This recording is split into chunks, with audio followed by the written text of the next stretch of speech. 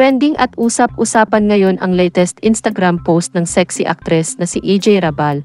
Sa isang maikling bidyong ibinahagi, makikita si EJ na nagluluto sa kusina at maya-maya pa ay sumulpot na sa likuran niya ang boyfriend na si Aljur Abrenica, sabay niyakap ang aktres sa likuran.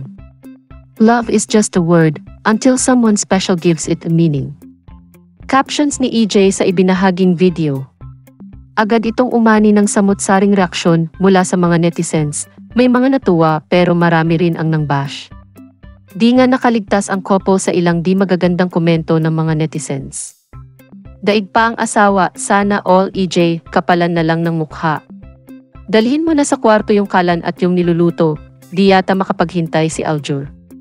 Required ba talaga yung may kayakap pag nagluluto? Ganyan din sila ni Kylie before.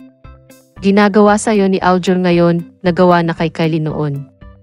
Proud na proud to sa boyfriend niya. Sana sila na ang magkatuluyan nang wala nang masirang buhay si Machete, magsama sila. Pero may ilan din namang kinilig at natuwa sa dalawa. Match in heaven, sarap nilang tingnan. Basta ako kinikilig. Open na nga ngayon sila EJ at Aljur na ipakita ang pagmamahalan nila sa publiko, na ipakita ang pagmamahalan nila sa isa't isa, hindi katulad noon na nagtatago pa sila sa publiko. Kamakailan lang masayang magkasama ang dalawa sa isang concert.